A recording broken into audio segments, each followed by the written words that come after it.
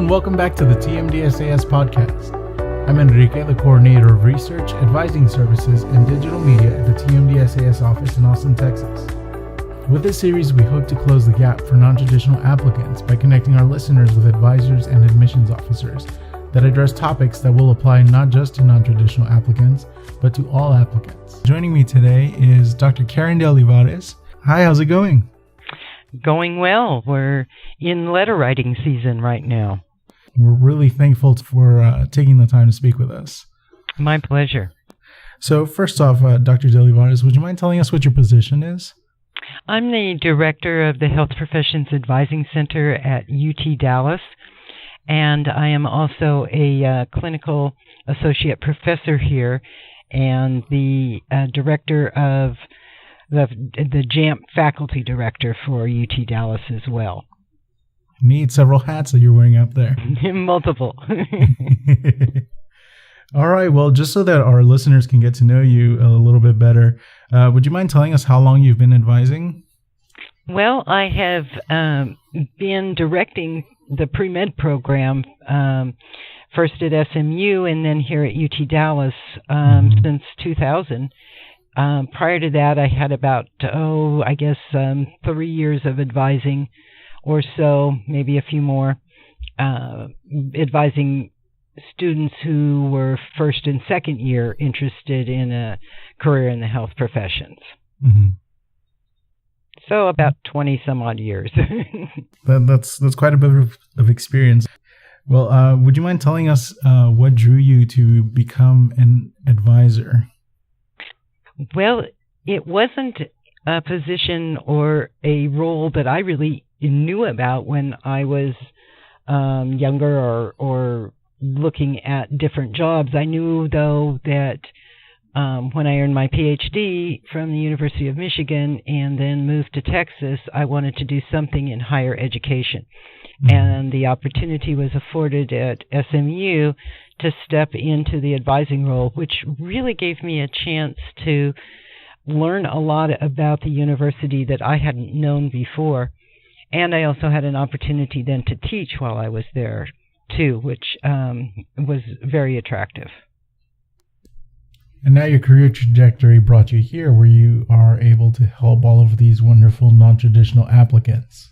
Very pleased to be able to do this, too, because non-traditional students are a joy to work with in many ways. I did not go straight from undergraduate on to graduate coursework myself. And there's a few things that I didn't really understand when I started back to do graduate coursework that I think would probably be helpful for non-traditional students. And I assume that with all of my life experience and the education that I had to that point, that I pretty much knew the process and knew a lot of things. Some I could say maybe I was overconfident. Some might have said arrogant. I don't know. But there were a lot of things that I really didn't know that I've learned as an advisor and gone back and said, well, I wish I would have known a little bit more about that when I was a student myself. So I hope that maybe some of that we can, communicate a little bit today.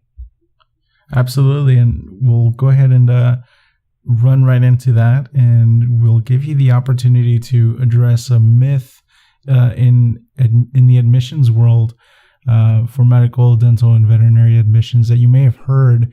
A lot of times students come up with their own advice or they somehow develop their own ideas, and they are very incorrect. So we'd like to give you the opportunity to exercise your advising muscle and think of a common admissions myth that you've heard, and if you wouldn't mind giving us the correct advice. Well, actually, I just heard today even that there's some reference to pre-medical students have a 4.0. And that's not actually true. Not all, or even most students that I've worked with have a 4.0. Mm-hmm. So there's lots of ways now, not to say that a GPA or grade point average is not important. It is. Yes. But for a non-traditional student, the recent coursework that a student does, I've found, at least for those students that I've advised and who have gone on to professional school, whether it be veterinary medicine, although I must admit, most of the pre-vet students that I've worked with have been traditional students, but certainly not for dentistry or medical.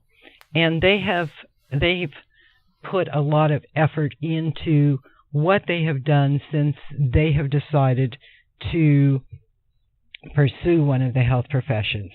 And that can outweigh a GPA that is weaker as an undergraduate. Or even if somebody didn't graduate from an undergraduate or have an undergraduate degree and took some time out, perhaps they went in military service, or they are working or had a family, and then came back with a whole different orientation toward academics. There's lots of reasons people are non-traditional students.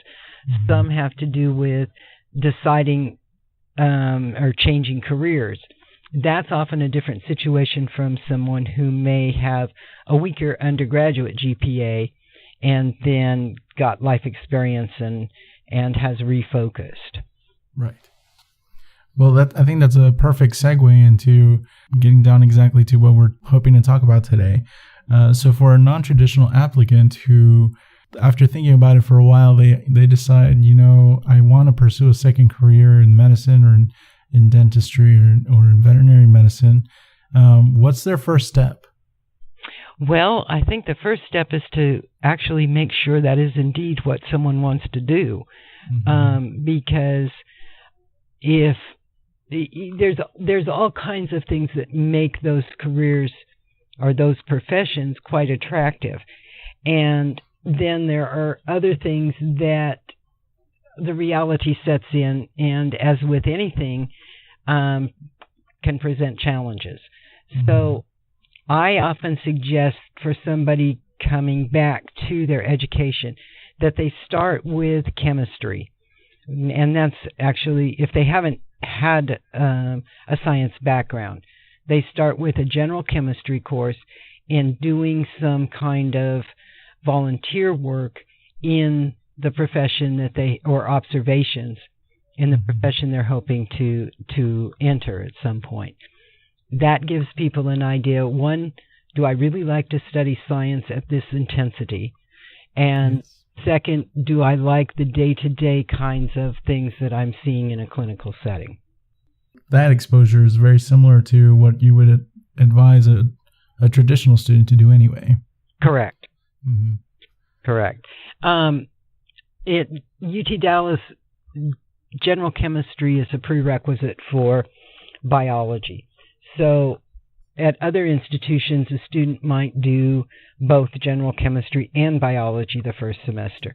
Depending on a math background, a student could do physics and general chemistry potentially. Right. I've even had a non-traditional student. I've had a non-traditional student, though, who did have quite a good science background, although not in the biology or chemistry areas. It was in physics. And the student was had quite a well-recognized degree from an institution that is up north, and came in and worked for 10 years in the industry. Came in, took General Chemistry 2 before Gen Chem 1, took OChem, I think, at the same time, aced them all, and had students wishing and seeking his advice for and help with tutoring in the classes. That's a pretty exceptional situation. For the most part, I encourage non-traditional students not to rush or try and rush through the requirements. I know that sometimes time seems like it's of an essence because sometimes people figure they may be too old or something, but usually what rushing in does or ends up resulting in is more time, because there's really just no way to rush some of this. Mm-hmm. Especially when you have sequences that go Correct. on for 2-3 years. Right, exactly. And also people tend to read the requisites for schools and think that if I do that, then I'm well prepared. I generally recommend more than the requisites, and it's not always possible for a non-traditional student to do a 15-hour semester for multiple semesters, but there should be at least 1 or 2 of those to demonstrate the ability to handle that kind of a course load. So, absolutely. Yeah. And I think that goes into play with, making sure that when you're pursuing this path, that you build yourself a support network of, an advisor, of professors that will be writing your letters, perhaps even of a supervisor who might be supporting this transition. You need buy-in from several people, and you need to be able to pursue your goal wholeheartedly. Mm-hmm. Yeah. And initially, for a non-traditional student seeking to go back and exploring different options of where to go and where to start, advising can be a little bit difficult because, well, for multiple reasons. Among those are the work schedules, both for the non-traditional student and the advisor, as well as time or distance, other kinds of work responsibilities. So it may be a little difficult to reach an advisor sometimes, but there's a lot that somebody can do in preparation to make the time that they end up having with an advisor most valuable. There's also the NAAHP advisor service that can help link people who don't have advisors at their institution with advisors around the country as well. And we often refer, I'm one of the volunteer advisors, and when I get questions, I do often refer people to the TMDSAS website. Right. And here at TMDSAS, we often get questions year-round, even if the application's not in cycle, about the application process and what students need to be doing. So those are definitely questions that we can answer on our end. We're actually taking this further and using this podcast series for non-traditional applicants to lend some additional support. We're actually launching this Facebook group for non-traditional applicants. It's connected to our TMDSAS page on Facebook. And on here, we are engaging all of our non-traditional applicants, and we'll be hosting some webinars. We'll be having some informal Q&As. Hopefully down the line, we can launch some virtual office hours and some additional resources. And we'll have admissions officers, we'll have advisors, and we'll have TMDSAS staff, people like Dr. Scott Wright, come in and offer some advice for our non-traditional applicants on there. We're really excited for this initiative, and we're really pleased to be able to offer this additional support for non-traditional applicants. The TMDSAS website also now includes a page specifically for non-traditional applicants that has some additional information that includes statistics for previous application cycles, how much it costs to go to medical, dental, and veterinary school, and some information that we've been generating as part of the advising network and the Texas Health Education Research Center. And we believe these resources will be very helpful for applicants, not just non-traditional applicants, but for all applicants. We'll include links to all of these in the description for this episode, and we'll also include the email nontraditional@tmdsas.com, where you can reach TMDSAS directly if you have any questions or concerns about your application or where you are in the process. So now that we've got that mini commercial out of the way, Dr. DeOlivares, once a non-traditional applicant decides that they want to pursue a career in the health professions, how would you suggest they get started thinking about preparing for their exams, either the MCAT, the DAT, or the GRE for veterinary medicine? Well, a disciplined approach is good, and I would suggest that students not intensely prepare for those until the semester, generally speaking, prior to the exam. So in other words, if a student plans to take an exam in January, then preparing during fall semester is certainly advised and appropriate. I have had students do well on exams preparing themselves using resources that are available. Usually that involves purchasing some kind of packet of enough practice tests to give a good feeling for how one might do on a computerized exam. Mm-hmm. That's one way to go.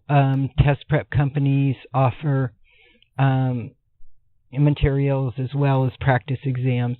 It's really up to the individual to decide which method of preparation works best with his or her learning style.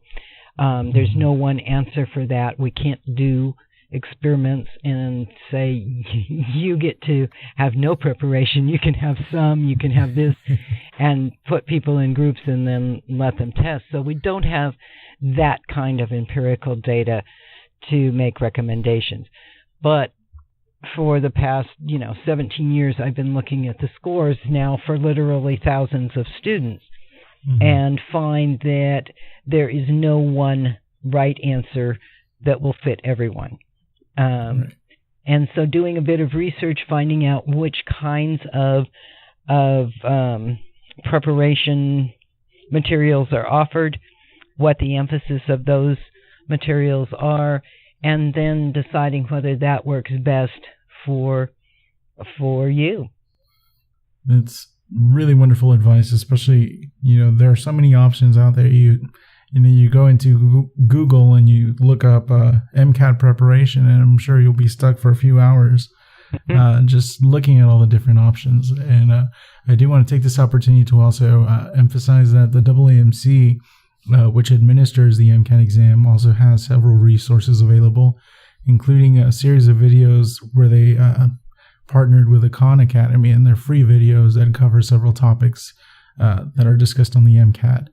And both, or pretty much every testing service has free practice tests that students can use.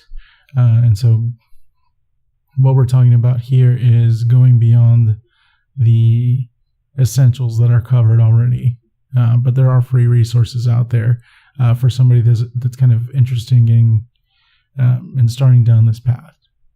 For the dental admission test, I would encourage students to take a look at the recent materials available, because the quantitative portion of that, to my understanding, has changed somewhat, and it's thrown a few students for a loop when they've encountered that portion of the DAT, the dental admission test. All right. Well, thank you very much for that. What other advice would you offer a non-traditional applicant who's kind of starting to go down this path? Well, there's all kinds of things that we might talk about. One of the things I would say, though, first of all, is that there's no single non-traditional applicant group. In other words, each non-traditional applicant is different. And so if that person can assess somewhat realistically where he or she is, it's a great help when it comes time to look at advising and develop a plan. I would also suggest that, it's the same thing I suggest for first-year students, that they map out their schedule so they see exactly how much time they have to devote to classes and how much time to studying. because the expectation here and at other places I've been is that one spends about 4 hours of study time for every hour of class or credit hour that the class is worth. So in other words, a chemistry class that is 4 credit hours with the lab, that's an investment of 12 to 16 hours a week per week, every week studying. Some people might be able to get by with a little less, some it'll take a little more. But factoring that into a schedule for a non-traditional student who may be working, who may have other responsibilities at home, is really important, so that that student doesn't become overloaded or have expectations that the studying won't be all that much. Absolutely. All right. Well, before we let you go, we wanted to ask if you have any book or resource recommendations that you have for applicants. Well, one of my favorite books these days, I have it. In fact, students come in my office and they say, "Have you read all those books?" And I said, "Yes, plus all the ones at home." Not all those.